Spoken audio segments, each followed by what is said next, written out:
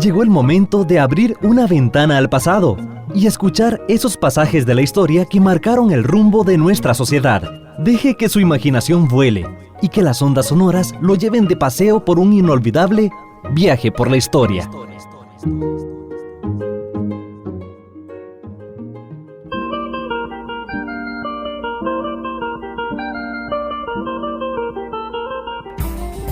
La elección de vicepresidentes de Estado, que es un periodo corto que funciona entre el 30 de julio y el 2 de agosto de 1848, o del 2 de julio al 2 de agosto de 1848, porque en esa época habían lo que se llamaban primeras y segundas vueltas.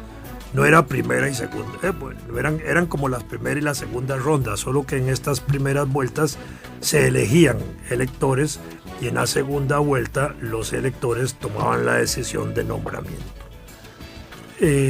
Para aquella época, las elecciones para vicepresidentes de Estado, que se hicieron de esa forma, con primera y segunda vuelta, participaron casi 20 y pico de candidatos. Imagínense qué interesante para eso. Y eso se dividió por los departamentos que ya existían de San José, Cartago, Heredia, Alajuela y Guanacaste. A partir de ese momento, 1848, eso empieza a denominarse por provincias. Y ahí, en ese momento, se empiezan a hacer. En esa ocasión, no hubo la elección popular para vicepresidentes de Estado, pero ya se había estructurado eso y había empezado a surgir la República de Costa Rica.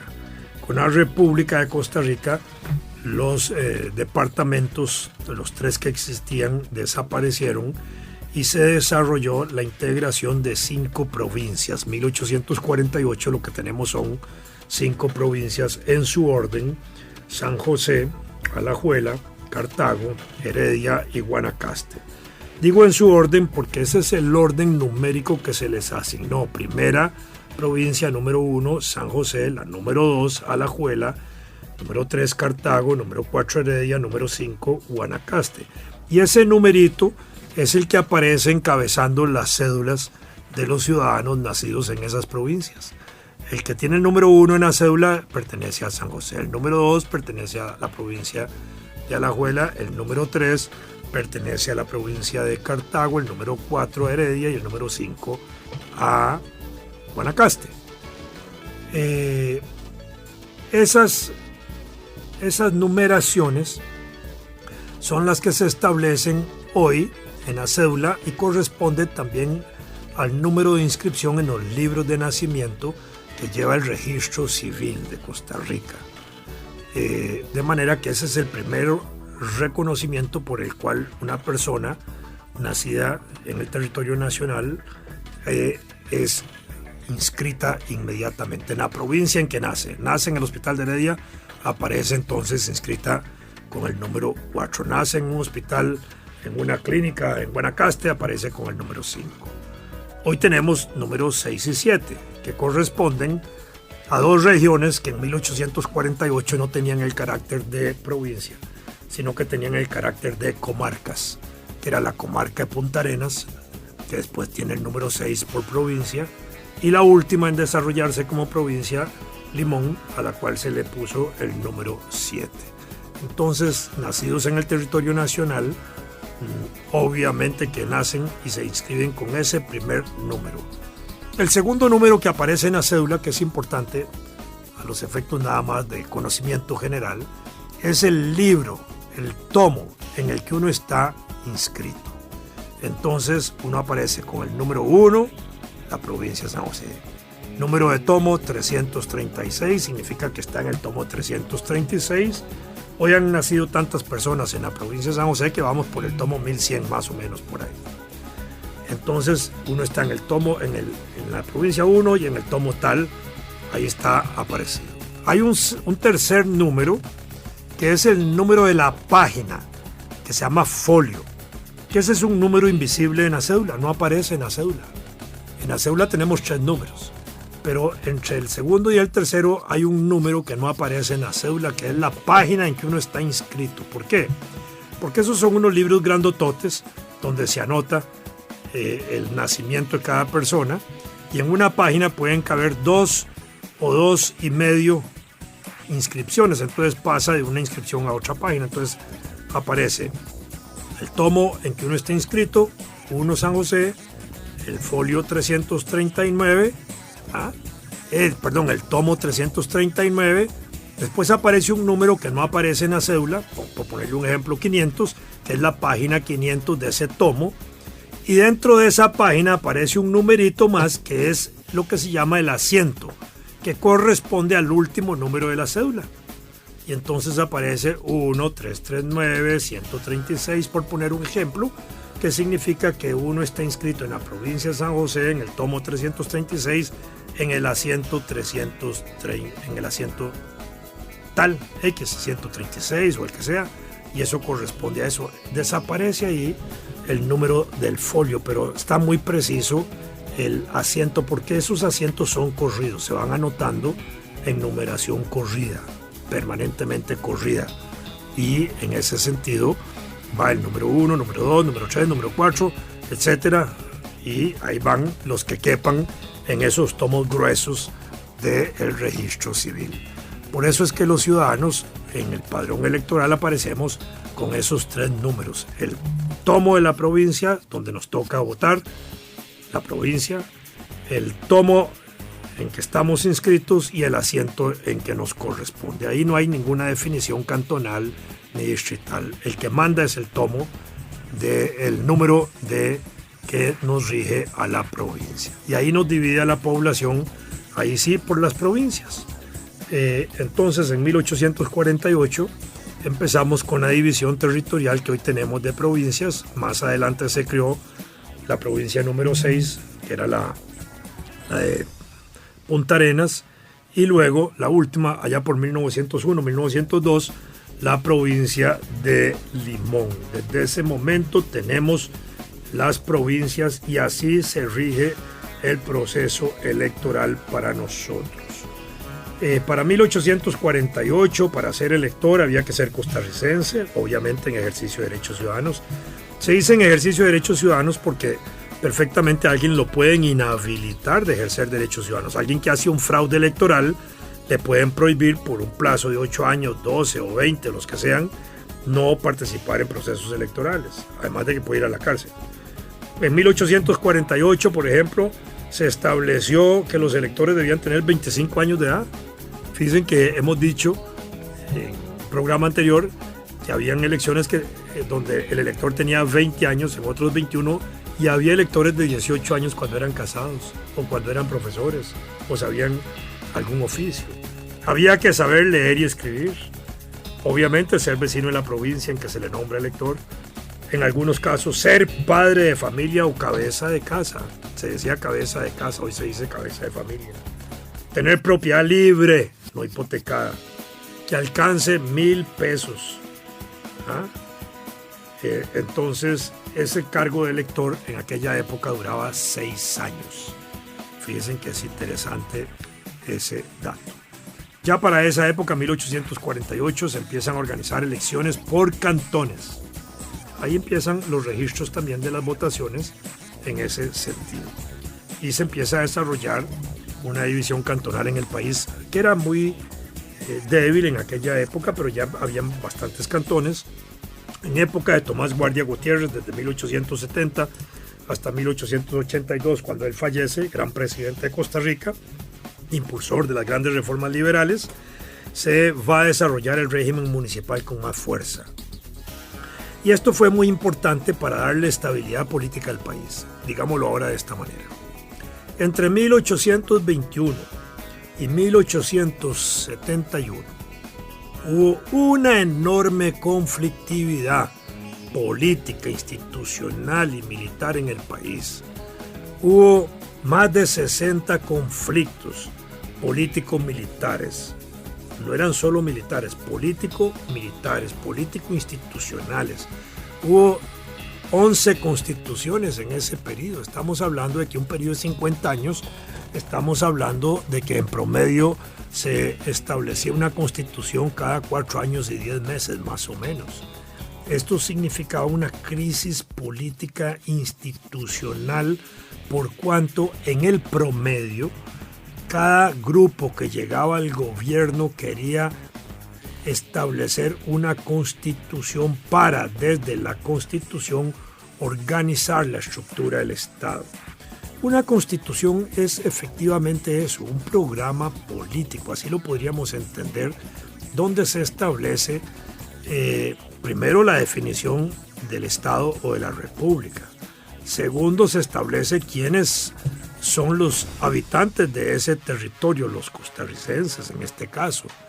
Se establecen los límites de ese territorio donde alcanza el ejercicio de esa constitución y las leyes.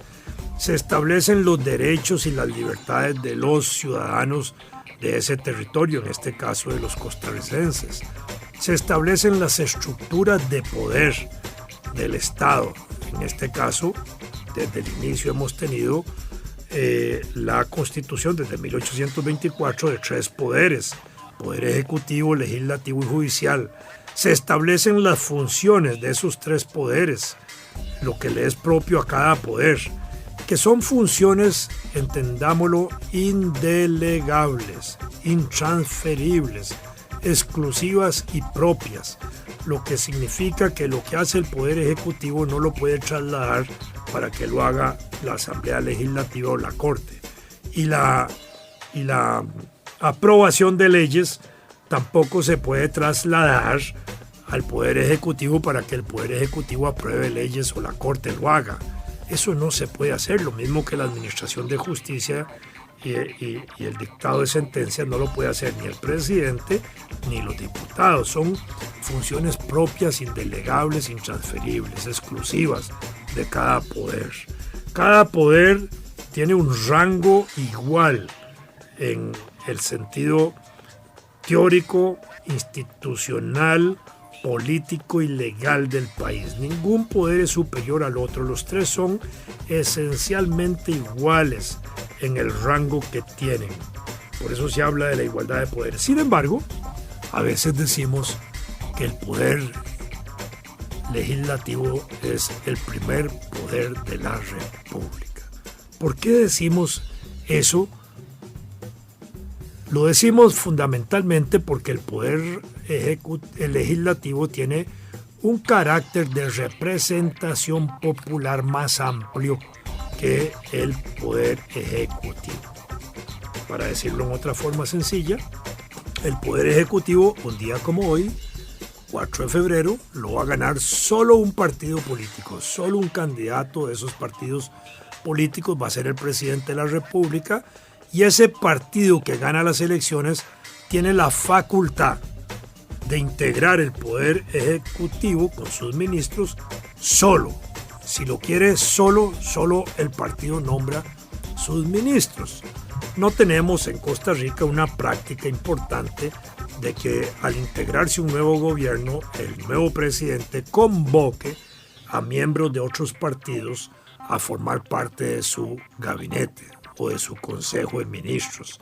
Excepcionalmente, hemos tenido situaciones por las cuales de un gobierno de un partido distinto a otro gobierno de otro partido distinto pasa un ministro, como fue, en este momento recuerdo, el caso de don Óscar Barahona Eschevel, que era ministro de Hacienda del gobierno social cristiano de José Joaquín Trejos Fernández, que pasó durante 2 años a ser también ministro de Hacienda del gobierno socialdemócrata de don José Figueres en 1970. Una situación excepcional, porque no es la costumbre. Aquí el que gana, gana todo. Entonces gana el Poder Ejecutivo y nombran todos sus miembros. Para esta elección de hoy, 4 de febrero, el doctor Rodolfo Pizarro Rocafort ha señalado durante toda su campaña que de ganar él la elección va a integrar un gabinete con personalidades de otros partidos va a tomarlos en cuenta. Y ese discurso que él ha sostenido en la campaña ha permeado a otros partidos para que de una u otra manera digan algo similar. Antes del día de hoy, en los últimos 10 días, el Partido Liberación Nacional, con Antonio Álvarez de Santi, manifestó una situación similar. Obviamente ya ha mostrado parte de su gabinete, pero ha señalado que está en posibilidad de considerar otras personas del mundo político, de otros partidos y de la vida nacional que podrían colaborarle en su gabinete. Y así otros partidos han ido señalando también esa posibilidad, considerando que los problemas del país no se resuelven tan fácilmente, sino es provocando una unidad nacional de fuerzas políticas, empresariales y sociales. Y cuando se lanzan esos mensajes de integrar gobierno con personajes de otras fuerzas políticas, empresariales y sociales, pues de alguna manera se está mandando una señal de interés de resolver los problemas del país. Puede ser que hoy, al finalizar el día y alrededor de las 10 de la noche, cuando conozcamos quién es el ganador, veamos las primeras luces en esa dirección de si el ganador del día de hoy va a enfocar su gabinete lanzando esos puentes para atraer a miembros de otros partidos. No tienen que decirlo hoy, no tienen que escogerlo hoy, sencillamente lo que tienen que señalar es que van a tomar en cuenta y lanzan los puentes para ser transitados en esta primera semana que viene, que probablemente involucraría negociaciones políticas muy audaces, muy importantes y que pondría a Costa Rica en una situación de modernidad nueva, en el sentido de que a partir de hoy, si así sucediera, estaríamos entrando en una nueva etapa de gobiernos donde quien gana la presidencia inmediatamente llamaría a miembros de otros partidos y de la vida nacional a formar parte de los gabinetes para tratar de resolver los problemas de manera más conjunta. No es obligatorio, lo recuerdo, pero esto podría llevarnos a una cultura política diferente en términos nacionales a partir de hoy. Por lo menos hasta que no haya resultado electoral y hasta que no sepamos quiénes son los ganadores o el ganador, no sabemos si vamos a entrar justamente en una situación de esta naturaleza.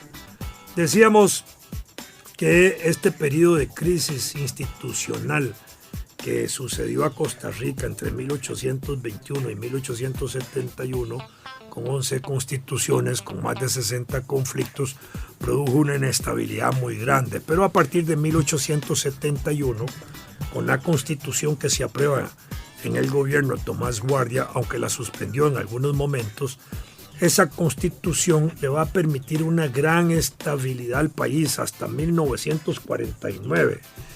Y esa estabilidad estuvo, entre otros factores, al menos dos para mí importantes. Uno, la facilidad de reforma que tenía la Constitución política, porque al reformar la Constitución, entonces se adapta a las nuevas situaciones y le produce salidas a cualquier tipo de conflictos que puedan generarse o producirse al interior de quienes gobiernan o dirigen la República o el Estado costarricense, porque la adaptan y la van modificando para hacerla más operativa y más gobernable a los intereses del ejercicio de la vida política nacional. Y la Constitución de 1871 tuvo esa facultad de ser muy fácilmente modificable. Eso es una Constitución que se llama flexible, porque las que no tienen facilidad de modificación o que tienen mucha traba para ser modificables se les llaman constituciones rígidas. Cuando hay una constitución flexible permite justamente acomodar los diferentes grupos y las diferentes contradicciones que puedan surgir para la mejor gobernabilidad.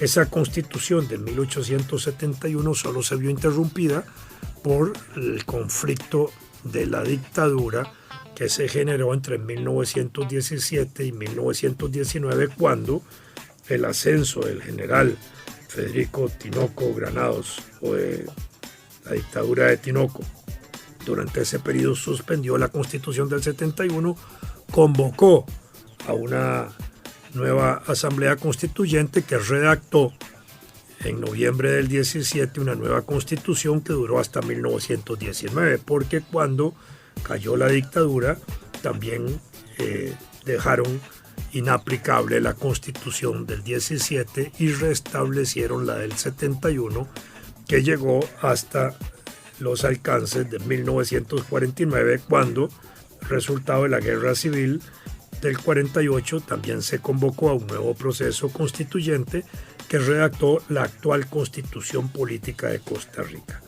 Entonces, bajo esa consideración de la flexibilidad de la Constitución para ser reformada, se le dio estabilidad política al país.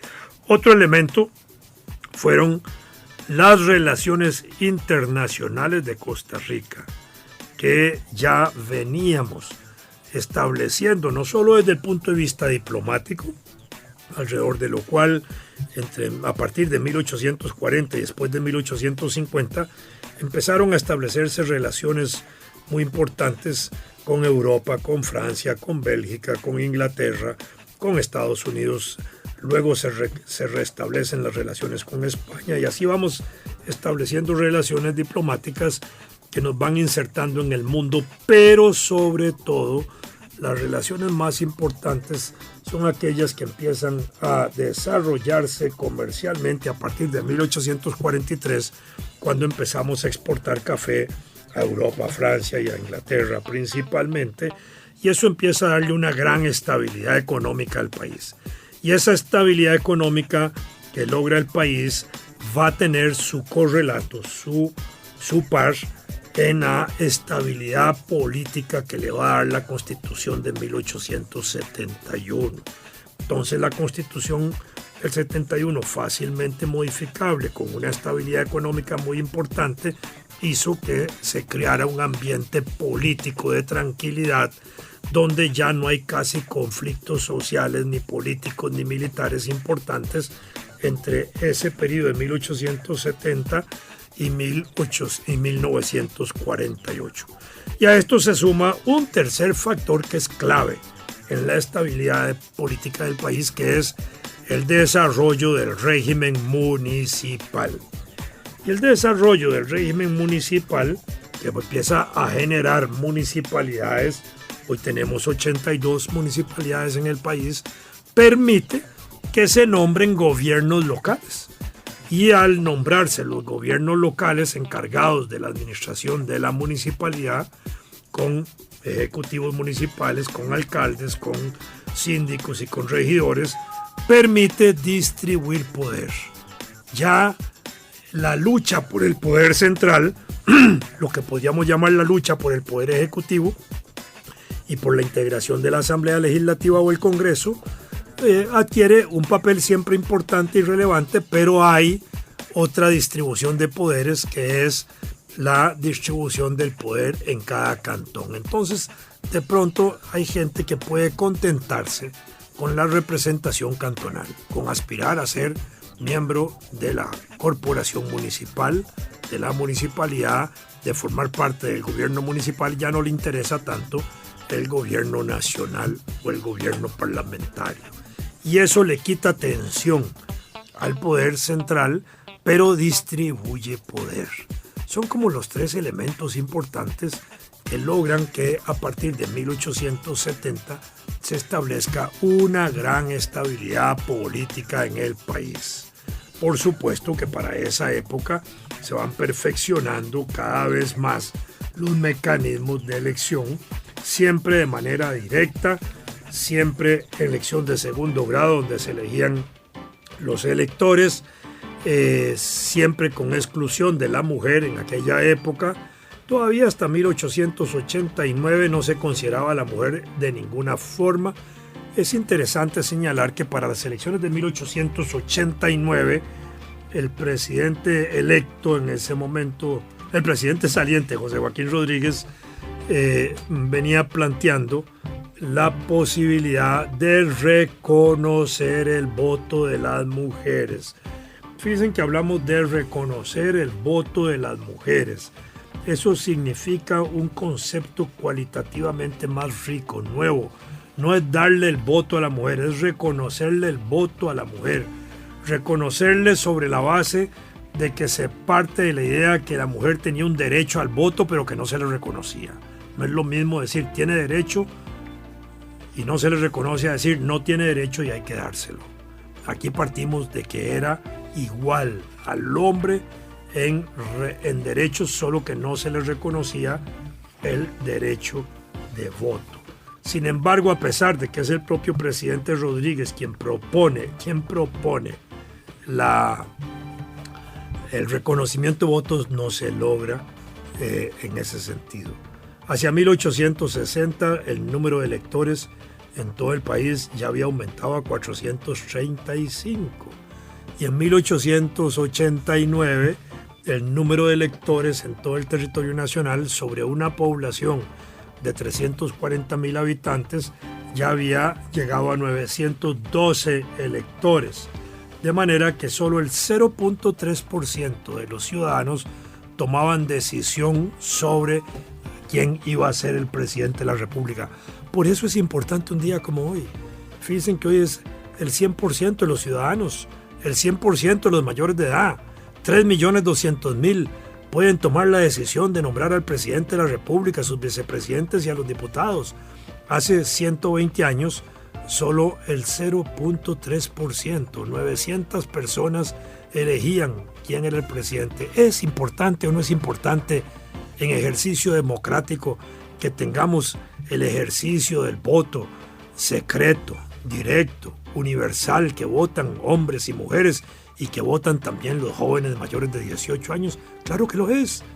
Cuando los partidos políticos y sus candidatos nos ofrecen un plan de gobierno, un programa de gobierno, están adquiriendo un contrato con todos nosotros.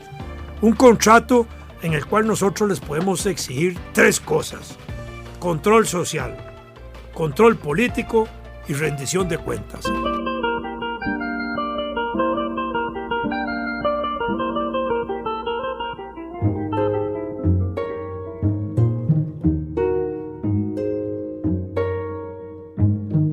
Acompáñenos la próxima semana y sumérjase en el mar del conocimiento de la historia y deje que su imaginación vuele una vez más y que las ondas sonoras lo lleven de paseo por un inolvidable viaje por la historia.